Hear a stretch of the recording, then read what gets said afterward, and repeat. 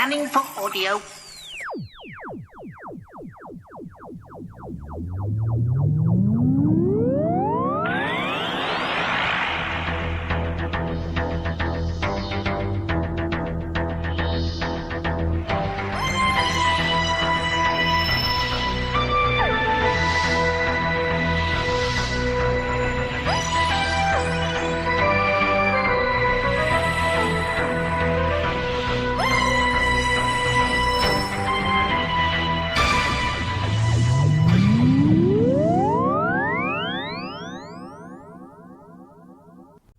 Scanning for audio. Hello. Welcome to a Tin Dog podcast. This time I'm going to be talking about, well, Space 1999 Volume 3, which is, of course, the fourth Space 1999 from Big Finish. The fourth, I hear you say. Yes, you have to cast your mind back. There was kind of a pilot introduction story, and then Volumes 1, 2 and 3, they've all been kind of the series. Does that make sense? Some of which are TV adaptations, some of which are brand new stories. They all feel very, very much Space 1999. So, synopsis time, I think. As the people of Moonbase Alpha continue their odyssey through space on their wandering moon, the long-term influences of their recent alien encounters start to impact upon their course. But first, an infinity of possibilities opens up to them with terrifying consequences. Mwah! There's no laughter. Okay. It's 3 stories. First one is The Skull, Marc Platt. Very safe pair of hands. The Godhead Interrogative by Nicholas Briggs. Yeah. And Dragon's Domain, also by Nicholas Briggs. Series created by Jerry and Sylvia Anderson. Blah, blah, blah, blah, blah. No mention at all for the first time of Jamie. I'm guessing he's busy. Right. Okay, so Skull in the sky, Marc Platt. There's a deluge upon the moon that will change everything forever. The Alphans must adopt to relationships. The Alphans must adapt, and relationships will change. Then above them a portent of doom arrives. Again, as a synopsis goes, not the most in-depth. But basically, you can kind of picture the 1970s effects on screen. It's weird. It's not just the beautifully constructed soundscape that manages to transport you back to, well, you know, the exciting world of Space 1999, set in the distant future of 24 years ago. Yeah, let that sink in. Marc Platt's very good. This actual box set it feels the most like a Series 1 Space 1999 than even the others. And the others felt pretty damn close. Yes, you've got Dragon's Domain, which we'll deal with in a minute, but this Skull in the sky with... Well, the thing is, as with all of these things, if I talk too much, I end up giving something away, and I'm not here to do that. I'm not here to do the whole spoilers. Oh, this happens, and oh, you won't believe when this... No. They're really tightly paced. That's one thing that this series, this Big Finish version, has over the TV version. Watching the TV version of Space 1999 is slow, is laborious. It takes a long time to do absolutely anything. That's not the case on audio, and it's definitely not the case with the Big Finish adaptations. The things that are occurring, the characters that are written out or may not be written out, are all important here, much more important than they are on TV. But even on TV, you had people like, oh, this is the episode that's got Lovejoy in it, and you watch it and go, oh, he's not in it again.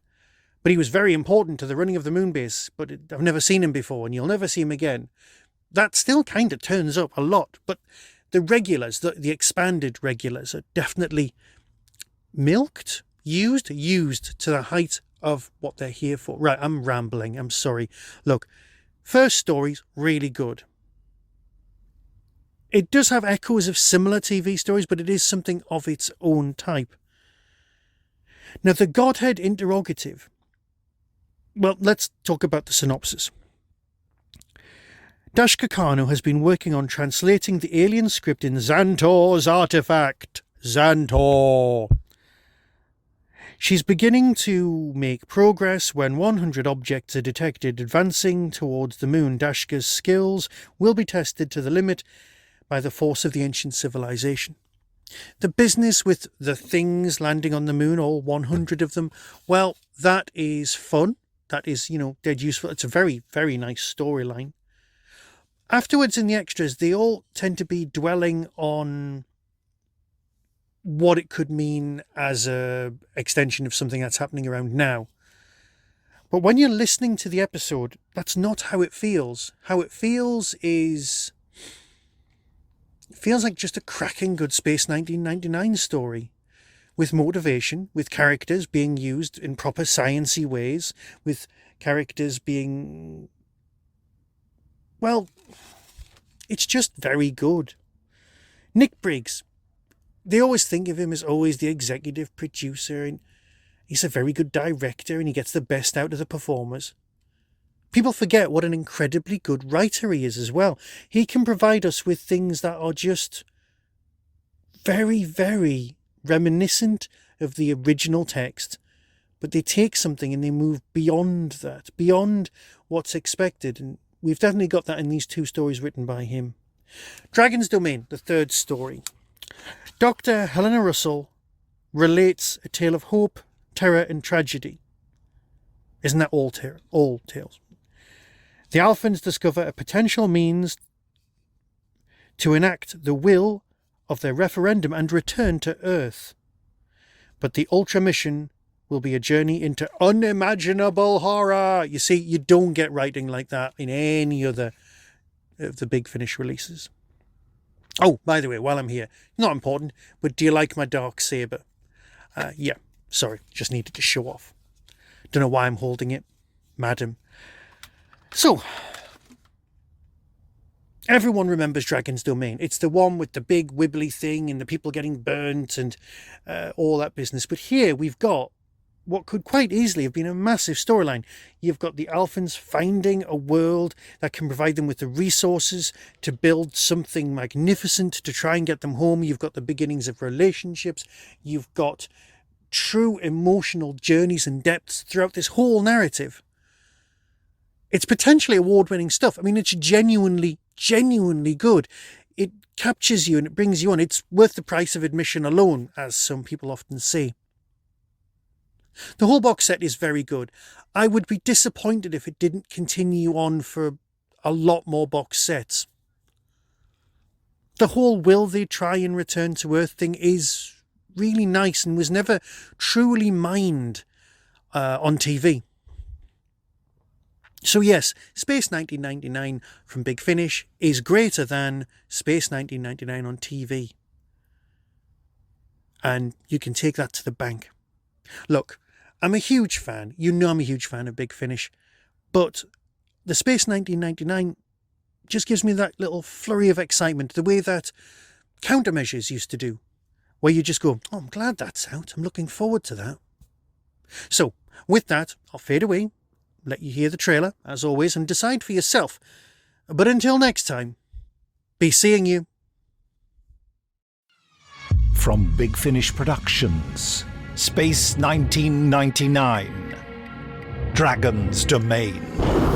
Alpha, if you can hear me, this is crazy, but I think I've been caught in some sort of thunderstorm. In space. It's dead ahead of us. Looks like it's been sliced out of rock. That's definitely the thing that docked with Ultra. And the Dragon's in there. Well, Alan, let's not jump to any conclusions. What the hell are they? They don't look like missiles. Open fire.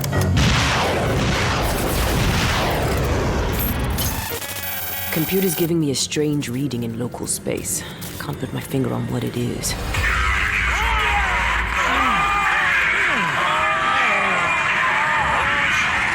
It kills, devours. We don't know why or how, but the people of that planet cut it out of the ground and ejected it into space to get rid of it. A word I translated on that map, identifying the line you crossed on your test flight in Ultra. What's the word? As near as I can translate it. Dragon. Big Finish, for the love of stories.